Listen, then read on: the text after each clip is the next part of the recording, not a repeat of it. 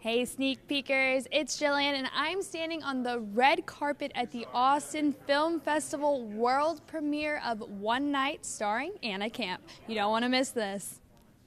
So this is your first time. I just heard that you're going to see the movie. It is. What do you go through when you see the movie for the first time? I have 2 margaritas, which I did. There you go. There you go. Strong. It was a very sort of focused, intense experience and a very vulnerable experience on top of it. To be in an audience sharing it with other people who haven't seen it yet, I'm definitely going to be sitting in the back, like with my head, like I go like this. I like shrink down, like when I get nervous. You always do great. You always do great. So nice. And I've got to say, you have given me unrealistic expectations for my wedding day one day. You have basically destroyed my Pinterest board, and I'm going to start it over. But tell me, is this one of the movies that you would bring him to, or is this one of the ones for the girls? I would bring him to all of my movies because I'm like need his support and need his love so much. I hope he would like it. I think that he would. It's definitely, I would say maybe a little more for the ladies, but I haven't seen it, so maybe it's also for the guys. It's anyone who's been in a relationship and been in love and fallen in love and also gotten in a little bit of heartbreak in love too. So I think this movie's for everybody, and I hope that people really like it. Did you draw from your relationship a lot when you were portraying your character? Absolutely. I draw from everything, all of my past. I don't regret anything that's happened in my life. I use everything, and it's made me who I am today and brought me to where I am today. So definitely there's a lot of past experience that I brought to this role, and I identify with Elizabeth a lot in this movie. It's pretty personal. I was 24 when I wrote and directed this movie, and I feel like it was about this transition of, like, I was in college, thought I was with someone that I was going to spend the rest of my life with, and then sort of decided that wasn't what I wanted to do.